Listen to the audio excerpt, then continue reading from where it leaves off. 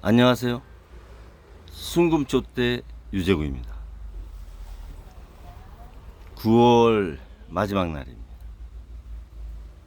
이 마지막이라고 하는 단어가 참 여러 가지 의미를 담죠.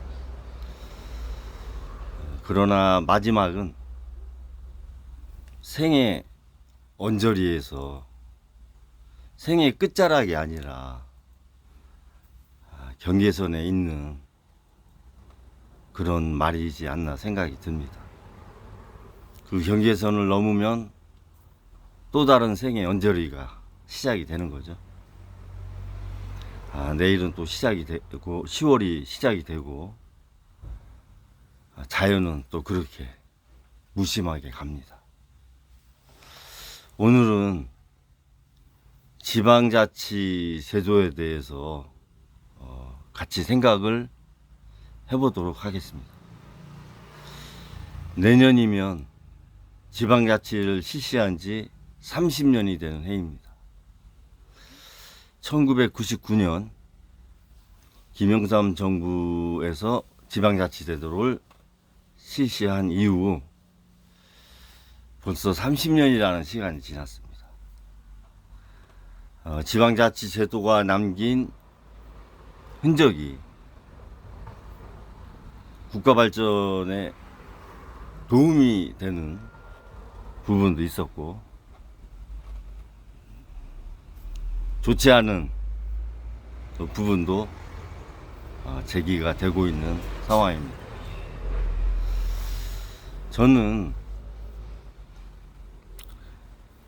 지방자치 제도가 안착이 되기 위해서는 결론적으로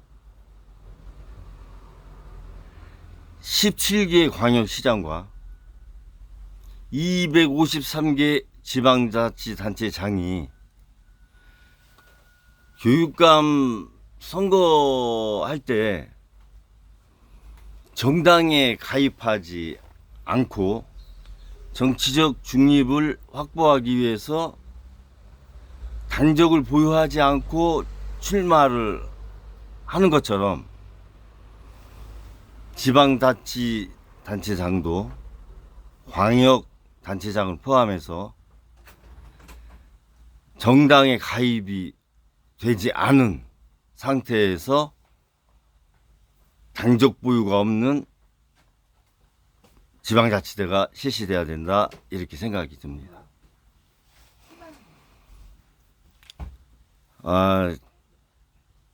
어느 당에 당적을 보유한 상태에서 현실적으로 지방자치단체장도 선거가 양당제가 그대로 수용이 되고 있는 상황입니다. 그러면 광역시단체장이 여당이고 그 밑에 도에 있는 군이 야당일 경우 이 원활한 소통과 적절한 지역 균형 발전이 좀 잘 이루어지지 않는 사례도 나타납니다. 그래서 정치적 중립을 확보한 인재 중심의 지방자치단체 선거가 필요하다. 그리고 지금 지방재정권 자체가 24%밖에 되질 않아요. 저는 충북 옥천군에 소재하고 있는 영세 자영업자입니다. 옥천군이 예산이 1년에 6,700억 정도 되는데요. 24%면 1,700억이 지방재정권이 있는 겁니다. 5천억은 법적 지출 비용이 있겠죠. 인건비를 포함해서 그렇게 나가는 겁니다. 그리고 광역시 단체장은 신사업 권한이 있지만 지방자치단체장 253개 단체장은 신사업 권한이 없어요. 그거는 무분별한 신사업을 여과하기 위한 장치라고 봐집니다. 그런 면에서 장점은 있죠. 그러나 이제는 30년이 됐으니 지방의 행정을 정치화하는 데서 벗어나자. 정당 정치가 스며들지 않는 정치적 중립에서 지방 제도를 이제 구현할 때가 됐다. 이렇게 봐집니다. 지역 주민들이 양당으로 갈라져서 또 대립을 하고 갈등을 합니다. 4년에 한 번씩. 또 그 중간에 대선 있고 총선 있죠. 이거 매년 그렇게 둘로 갈라져 가지고 국민이 하나 되지 못하고 그렇게 갈등을 하고 있는 이 정치제도 바꿔야 됩니다.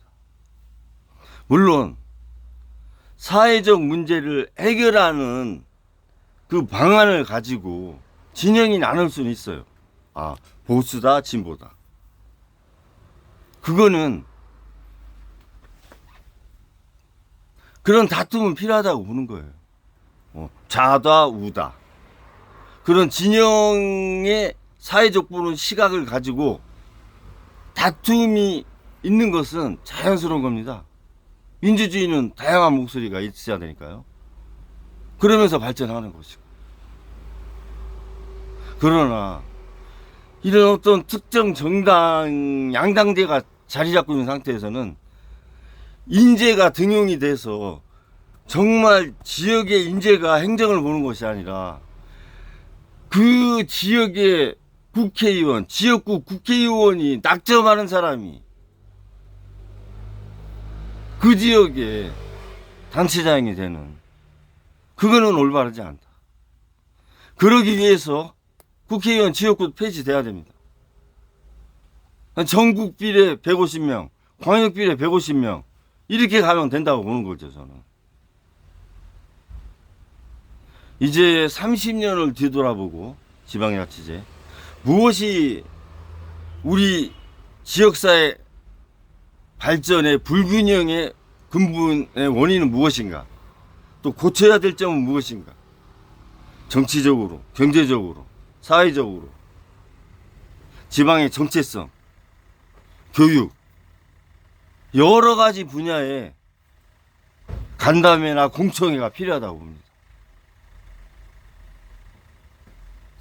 그래야 여러 당에서 나온 인재들이 기회가 주어지는 것이지, 이렇게 정치제도 자체가 양당제가 굳어진 상태에서 다당제에서의 어떤 인재가 지역 행정에 다가가기는 어려운 게 아니라 불가능해요. 그런 것들을 허물자. 인재 중심으로 가자. 지금 제가 우리 옥천군에 정치하시는 분들을 폄하하는 건 아니지만 층이 너무 얇아요. 경쟁력도 그러다 보니까 얇아요. 이 지역사회의 인재들이 다 외지로 이렇게 다 나갔습니다. 그 나간 상태에서 그나마 지역을 지켰던 분들이 기득권이라고 말하기는 뭐하지만 남아서 둘로 나눠져 가지고 거기서 선출이 되는 겁니다. 이것은 옳지 않다. 올바른 행정 마인드와 지역 발전에 대한 로드맵이 있는 인재가 지역의 행정을 맡아야지, 정당의 추천을 받은 사람이 지역을 그냥 그 사람의 어떤 능력과 관련 없이 지자체를 운영한다? 그러니까 지역사회가 붕괴되고 지역 균형 발전이 생기고 이 수도권 중심, 메가시티 중심으로만 국가가 발전하는 거예요. 근본적인 문제를 검토를 한번 국회에서 해주셨으면 합니다. 영수증 남아있거든요. 그걸 드릴게요. 그리고 이게 새로 발급이 안 돼요. 그리고 네, 그리고 약속 때 그대로 빼드리면 이 국민 통합의 첫 걸음은 알겠습니다. 대화입니다. 소통이에요. 그런데 이렇게 둘로 갈라져서 이게 대화가 되겠어요? 대화가 안 되는 거지. 그냥 끼리끼리 노는 겁니다. 시민단체도 마찬가지고. 그런 것들도 재편성이 돼야 된다. 그런 생각이 많이 듭니다. 지방자치제가 이제는 자리 잡기 위해서는 공약 중심, 정책 중심, 지역 발전 중심이라고 하는 지역 인재를 뽑는 그런 지방자치제가 돼야 된다. 이런 말씀을 드립니다. 정당의 추천을 받은 사람이 뽑는 것이 아니라 지역에 정말 인재를 뽑는 그런 지방자치제도가 자리 잡기를 말씀드리면서 지금 자영업자가 참 위기에 몰렸죠. 우리나라 자영업자가 이제 비중이 19.7%까지 내려온 것 같아요. 20%가 무너진 거죠. 물론 캐나다는 한 6.7%, 일본은 9.7%, 10% 미만이에요. 우리나라는 많죠. 그거에 비하면 19.7%라는 게. 사실 이게 24%, 25%까지 얼마 전까지는 그 정도까지 갔어요. 5% 정도가 빠진 거죠. 100만 명이 줄었다는 게 맞는 거예요. 폐업한다는.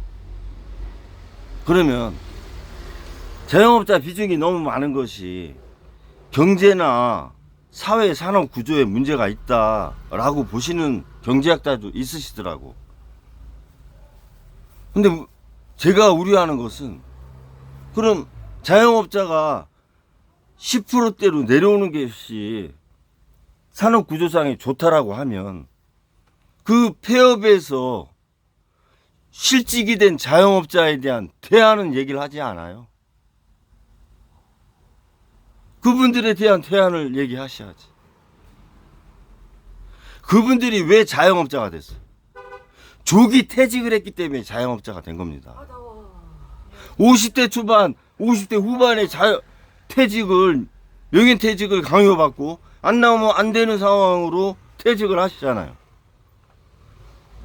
그 지난 동영상에서 제가 내년부터 11년 동안 100만 명씩 제2차 베이비 부머 세대가 나온다고 말씀드렸죠. 그 사람들 100만 명씩 나온 사람들 중에 50만 명이 자영업을 한다는 거죠. 그러면 자영업자가 이게 자연 감소할까요? 그 사람들 나와서 그냥 연금 받고 살 수 있을까요? 일 안 하고? 그거는 어려운 얘기입니다. 50대 후반 60대에 나와서 그냥 사랑방 다니면서 노후를 보낸다? 제가 볼 때는 평균 수명이 지금 85세 정도 됐는데 그렇게 나머지 노후를 보내기는 상당히 어려움이 있다. 이 사회생활을 하지 않고는 인간이 살아갈 수 없는 겁니다. 기본적인 것은 조기퇴직에서부터 저출생, 저출산이 문제가 생기는 것이고 자영업자의 이런 문제가 발생하는 거예요.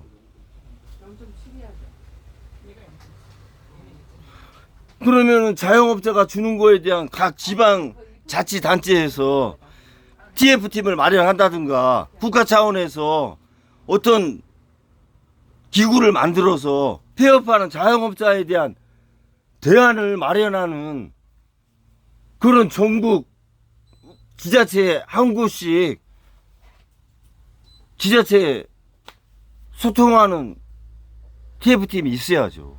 방치하는 거 아니에요 지금. 자영업 폐업하려고 해도 폐업 비용이 없어서 못하는 사람이 20, 30%가 넘어요. 그런 사람들을 제기하고 폐업을 하지 않게 하거나 폐업을 했을 때 또 방안을 제시한다거나 이런 어떤 대안이 있어야 될 거 아니에요. 국가 차원에서. 조기 퇴직만 시키지 말고 거기서 나타나는 자영업자가 늘어나는 문제라든가 또 자영업자가 과부하가 걸려서 폐업이 자꾸 많이 나타나는 이런 악순환에 대해서 근본적인 해결을 하려면 국가 차원, 정부 차원에서 재정적인 어떤 정책이라든가 금융정책이라든가 제도정책이라든가 머리를 맞대고 생각을 하셔야죠. 지방자치 단체로서는 특히 옥천구 같은 경우는 이 폐업하는 자영업자를 구제할 수 있는 경쟁력과 정책과 제도와 재정이 없어요. 왜? 자립도가 10%밖에 안 되는데 무슨 그 폐업하는 자영업자를 보듬어 줄 수 있어요. 부도가 날 판인데 옥천군도 심폐소생술을 받아야 되는 상황이야. 옥천군 자체가 자립도가 10% 되는 자립도가 그게 지방자치 단체예요? 그 자체가 지방자치단체가 뭘 하고 있어요? 10%밖에 안 되는 자립도가 10%밖에 안 되는 지자체가 뭐를 할 수 있겠어요? 할 수 있는 게 아무것도 없어요. 지방재정권을 24%에서 40%까지 높여라. 인사권은 이제 군수가 인사권 어느 정도 확보가 됐잖아요. 지방자치 30년 하면서 재정권을 조금 확보를 더 늘려라. 24%에서 40%까지. 그냥 작년에 56조 4천억 중에서 18조 6천억을 지방 교부세에 줘야 될 걸 쓰지 말라고 불용 처리하고 그냥 싹 입 닦으면은 지자체는 어떻게 해요? 써야 될 곳을 못 쓰는데 그게 만약에 사회적 약자한테 써야 될 거면은 정부는 그거는 복지 정부라고 할 수 없는 거예요. 아, 돈 없으니까 쓰지 마. 알아서 그냥 각 지자체에서 불용해. 이거는 정책이 아니죠. 뭐가 문제고? 그것을 해결하기 위해서는 어떠한 특별한 이해관계에 되는 상황 그런 것들을 종합을 해서 대안을 마련을 하셔야지. 그러면 현장을 가보라 이거예요. 나는 당내에서 마이크 잡고 이렇게 한마디씩 하지 말고 현장을 직접 가보시라니까. 자영업자를 해봐. 그 서문시장이나 충무 지지단이 있는데 그런 시장 가지 말고 정말 어려운 자영업자 가서 2, 3일 한번 해보세요. 그러면 답이 나온다니까. 어떻게 해야 되나? 그러면 배달앱의 문제, 쿠팡의 문제, 물류의 문제 다 문제 해결할 수 있어요. 현장을 안 오니까 모르는 거야. 당신들 다 옷 벗어야 돼.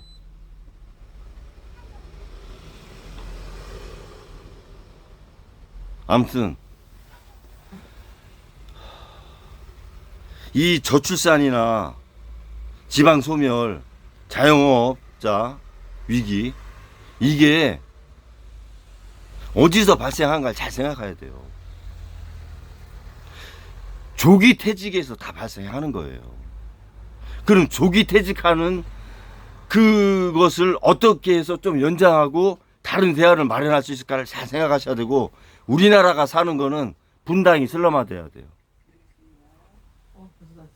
분당이 10만 가구가 넘는데 다시 신도시 뭐 개발해가지고 용적률 높여서 15만 가구가 될지는 모르겠지만 우리나라 부동산 시장 분당이 슬럼화되면 정상화되는 겁니다.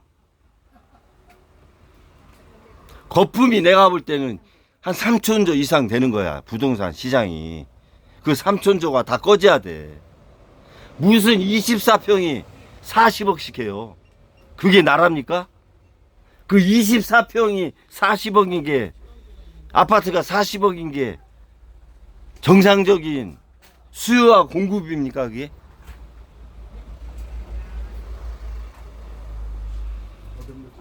부동산 꺼지면 권력 기반 문제 있으니까 바치려고 돈 쏟아붓고 오르면 또 오르는 데는 문제 있고. 저 최상목이 82학번 동학번인데 너는 정말 솔직하지 않아. 내가 볼 때 경제수석 할 때부터 네. 하나는 210을 좀 바꿔주세요. 왜 직언을 안 해? 편한데 추경호도 마찬가지고 직언을 하라고. 윤석열 대통령이 뭘 알아? 이기호 교육부 장관 입시사정관제도 만들었지. 그 누구를 위한 입시사정관제도야? 입시사정관제도라는 게 뭐야? 서류만 갖고 하는 거 아니야. 그럼 기득권이는 돈 많은 사람들이 가는 거야 결국은. 가는 거기서 돈을 얼마나 먹었을까 이기호는. 감사합니다. 그래놓고 지금 우려되는 상황에서 내년도 7,500명 의사교육에 문제없다? 국회 나와서 그렇게 말을 해? 당신도 당장 내려와야 돼. 당신이 교육부 망가뜨린 사람이야. 이기호 이명박 정부 때.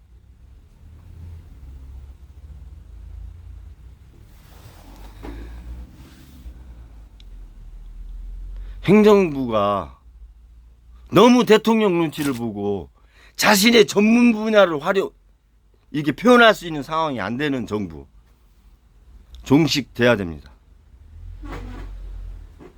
더 이상 가면 나라 망해요.